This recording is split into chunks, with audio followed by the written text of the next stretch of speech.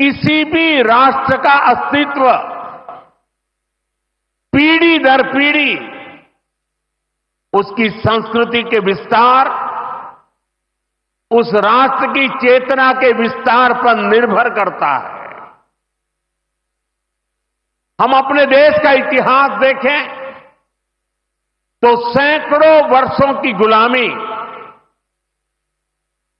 इतने आक्रमण,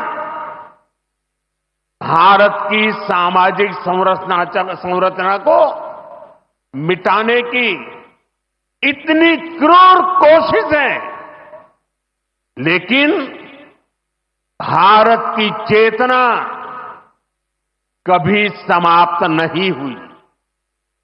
उसकी लौ जलती रही। ये कैसे हुआ?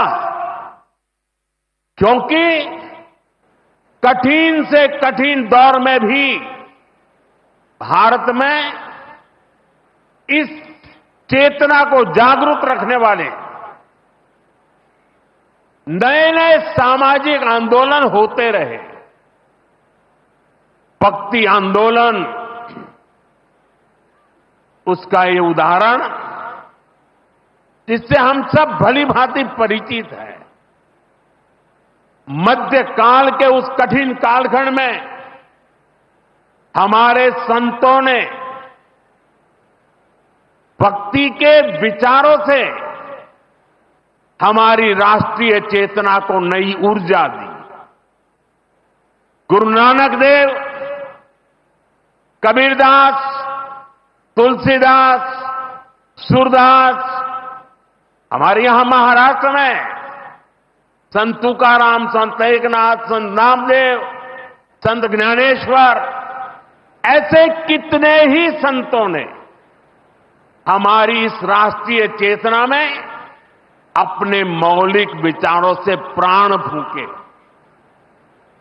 इन आंदोलनों ने भेदभाव के फंदों को तोड़कर समाज को एकता के सूत्र में जोड़ा। इसी तरह स्वामी विवेकानंद जैसे महान संत भी हुए। उन्होंने निराशा में डूब रहे समाज को झकझोरा, उसे उसके स्वरूप की याद दिलाई, उसमें आत्मविश्वास का संचार किया और हमारी राष्ट्रीय चेतना को बुझने नहीं दिया। गुलामी के आखिरी दशकों में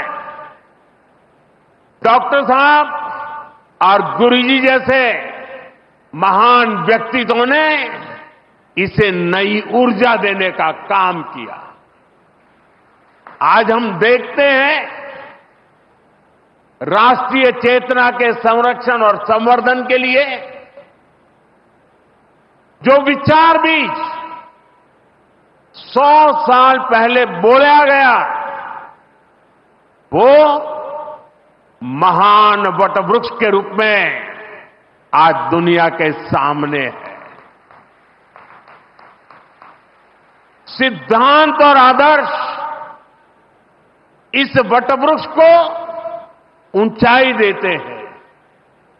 लाखों करोड़ों स्वयंसेवक इसकी टहनी, ये कोई साधारण वटवृक्ष नहीं। राष्ट्रीय स्वयंसेवक संघ भारत की अमर संस्कृति का आधुनिक अक्षय वट है। ये अक्षय वट आज भारतीय संस्कृति को, हमारे राष्ट्र की चेतना को निरंतर ऊर्जावान बना रहा है। साथियों, आज जब हम माधव नेत्रालय के नए परिसर का काम शुरू कर रहे हैं, तो दृष्टि की बात स्वाभाविक है। हमारे जीवन में दृष्टि ही हमें दिशा देती है।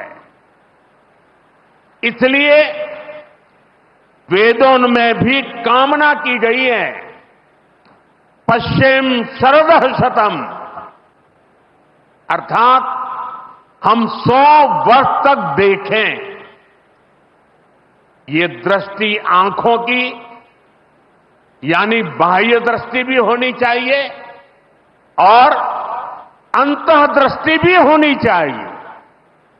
जब अंतःदृष्टि की बात करते हैं तो विदर्भ के महान संत श्री गुलाबराव महाराज जी का स्मरण भी होना स्वाभाविक है।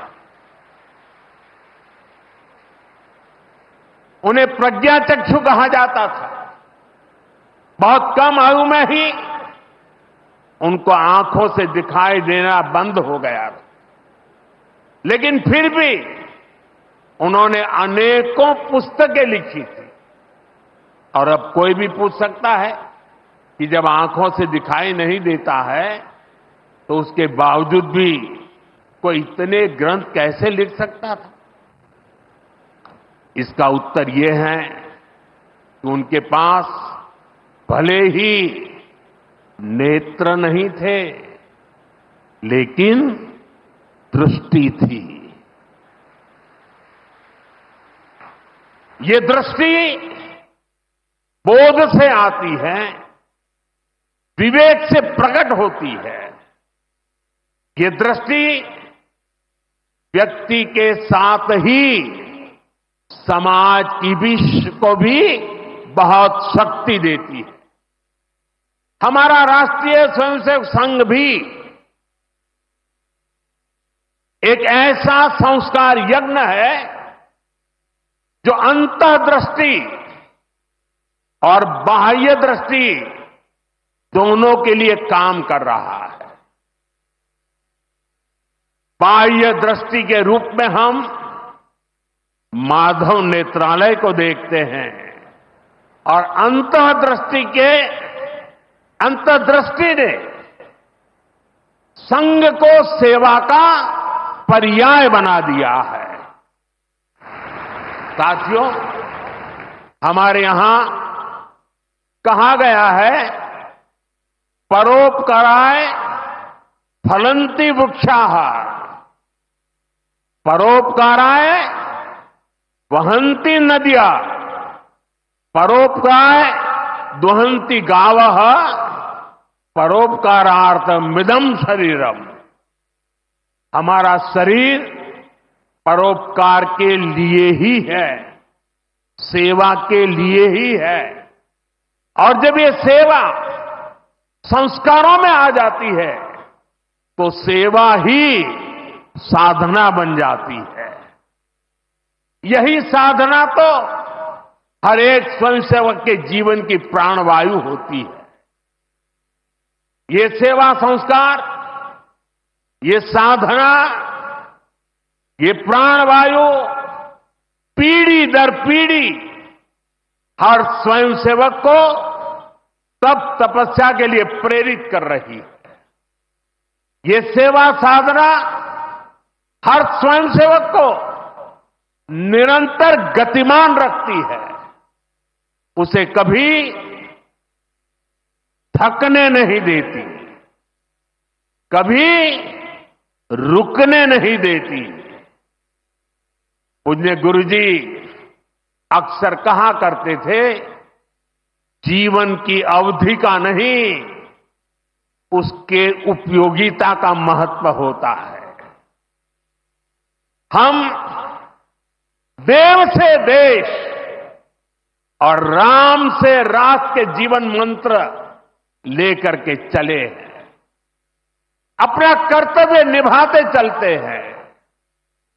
और इसलिए हम देखते हैं, बड़ा छोटा कैसा भी काम हो, कोई भी कार्य क्षेत्र हो, सीमावर्ती गांव हो, पहाड़ी क्षेत्र हो, वन क्षेत्र हो, संघ के स्वयंसेवक निस्वार्थ भाव से कार्य करते रहते हैं।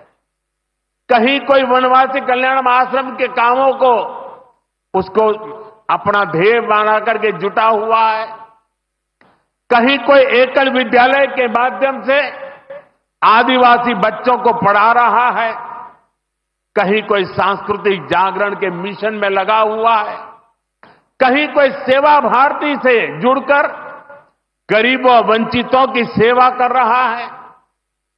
अभी हमने प्रयाग में महाकुंभ में देखा, वहां नेत्र कुंभ में कैसे स्वयंसेवकों ने लाखों लोगों की मदद की। यानी जहां सेवा कार्य वहां स्वयं सेवक।